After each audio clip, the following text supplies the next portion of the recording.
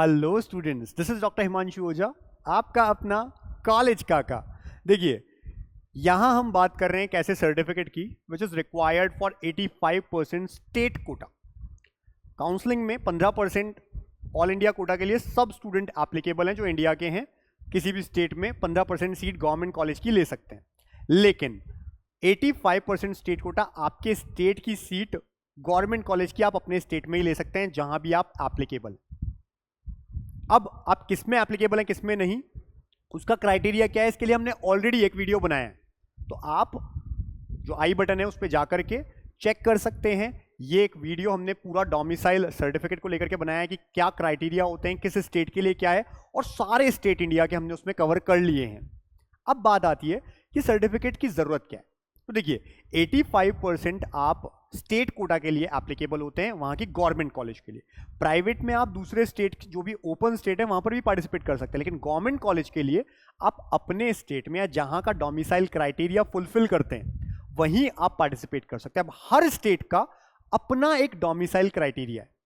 कहीं पर जैसे दिल्ली में हम कहें 11th-12th आपने दिल्ली से किए, आपको कोई सर्टिफिकेट भी नहीं बनवाना है, मार्कशीट ही काफी है, आप डीयू के 85% स्टेट कोटा के लिए एलिजिबल है।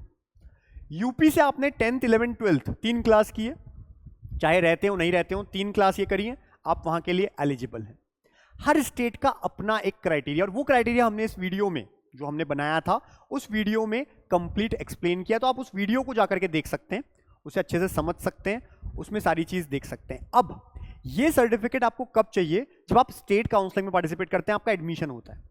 अगर आपका एडमिशन हो गया और आपने ये सर्टिफिकेट प्रोवाइड नहीं किया, या वहां का कोई क्राइटेरिया जिसमें आपकी मार्कशीट्स हो जो भी हो, अगर वो आप उस समय नहीं दिखा पाए तो आपका एडमिशन कैंसिल हो जाएगा। मैं फिर बोल रहा हूं, एमसीसी ऑल इंडिया काउंसलिंग के लिए डोमिसाइल सर्टिफिकेट की रिक्वायरमेंट नहीं होती है, लेकिन स्टेट काउंसलिंग के लिए इस सर्टिफिकेट की रिक्वायरमेंट।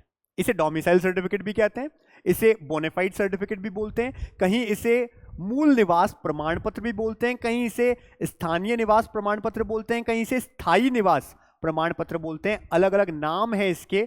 ये सर्टिफिकेट आपके पास होना चाहिए, या आप वो सारे क्राइटेरिया उनमें से कोई एक क्राइटेरिया फुलफिल करें जो हमने अपने डोमिसाइल सर्टिफिकेट वाले वीडियो में भी बताया था।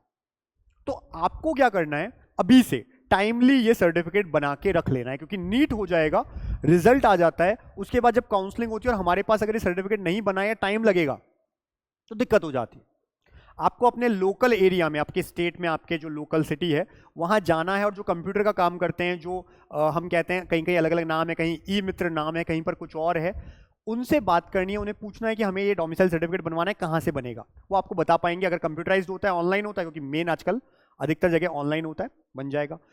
वेस्ट बंगाल में जैसे परफॉर्मा की रिक्वायरमेंट होती है, तो आपको नीट के बाद में वो परफॉर्मा लेकर के उनके ऑफिस जाना होता है, प्रॉपर डॉक्यूमेंट्स लेके जाने होते हैं, फिर वो साइन करके देते हैं। तो सब जगह का अपना अपना रूल है, उसे आपको समझना है, सर्टिफिकेट बनवा के रखना है, काम आएगा स्टेट काउंसलिंग में। अगर प्रोड्यूस नहीं कर पाए कि आप उसी स्टेट के प्रॉपर डोमिसाइल क्राइटेरिया को फुलफिल करते हैं, तो आपका एडमिशन होकर के भी, कॉलेज मिलके भी आपको एडमिशन नहीं मिलेगा, कैंसिल हो जाएगा। अब कई बार बच्चे बोलते हैं कि क्या हम 2 स्टेट के अंदर पार्टिसिपेट कर सकते हैं।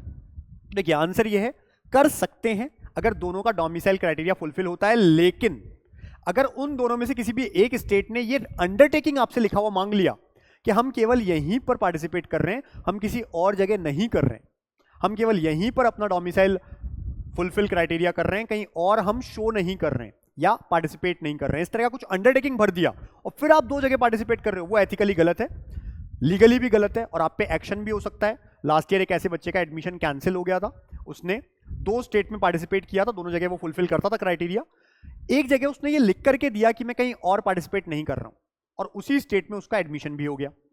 अब बात यहां पर भी कोई दिक्कत नहीं थी, लेकिन उसने अपने दोस्त को, फ्रेंड को क्लास में बता दिया, उसने कहा कि मैं डोमिसाइल मेरा यहां 2 स्टेट का है, इसलिए मैंने दोनों जगह पे पार्टिसिपेट किया था।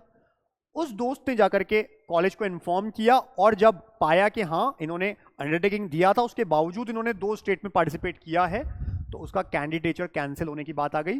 फाइनली वो अभी फिलहाल हाई कोर्ट तक मुकदमा चल रहा है। तो देखिए, आपको समझना पड़ेगा, काउंसलिंग समझना बहुत इंपॉर्टेंट है, गलत कोई काम नहीं करना है, प्रॉपरली करना है। कई फ्रॉडर्स आपको कहते हैं कि हम गवर्नमेंट कॉलेज में आपका एडमिशन करवा देंगे, हमारा ये कोटा है वो कोटा है, सब झूठ है, ऐसा कहीं नहीं होता है। प्रॉपर तरीके से होता है एडमिशन, प्रॉपरली। हाँ, हो सकता है प्राइवेट कॉलेज में कहीं कोई साठगांठ हो, लेकिन गवर्नमेंट में नहीं होता है कभी भी।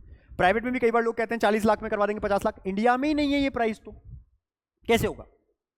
उसके लिए स्कोर चाहिए। अगर 40 लाख 50 लाख कहीं केरला में है, छत्तीसगढ़ में है, कर्नाटका में है, तो उसके लिए आपको स्कोर भी चाहिए उस तरह का 500 प्लस। आपके 200 नंबर है, कोई आपको फोन पे कहता है हम करवा देंगे 40 लाख में, इंडिया में नहीं होता है। तो बच के रहना फ्रॉडर्स से। कई नाम लेते हैं वो, जैसे कि central quota, central pool quota. ये कोटा है, सही में है, और आप सर्च करते हो तो आपको मिलता है, लेकिन ये कोटा ऐसा ही नहीं है।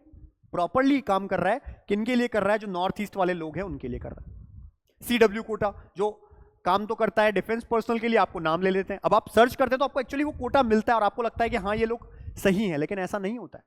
फ्रॉडर्स ये नाम ले रहे हैं आपके सामने, तो आपको बचना है ऐसे लोगों से जो आपको गलत जानकारी दे रहे हैं। बिल्कुल भी झांसे में मत आइए। अगर आप चाहते हैं इंफॉर्मेशन, ऑलरेडी हम लोग इस चैनल पे पूरी वीडियोस डालते हैं, हर फ्री कंटेंट यहाँ है, चैनल को सब्सक्राइब कर लीजिए। फिर भी दिक्कत आती है, व्हाट्सएप नंबर नीचे है, पूछ लीजिए करें कि ऐसा पॉसिबल है कि हम बता देते हैं। कई बच्चे हमको बताते हैं कि सर हमारे साथ ऐसा हो रहा है, हम उनको कह देते हैं बेटा फ्रॉड है मत जाइए। कई बच्चे बाद में आते हैं हमारे पास कि सर हमारे इतना लाख रुपया चला गया, फ्रॉड हो गया, FIR दर्ज करवाइए। अब हम भी क्या कर सकते हैं? हम इतना वीडियो बनाते हैं, इतना कहते हैं फ्रॉडर से बचो।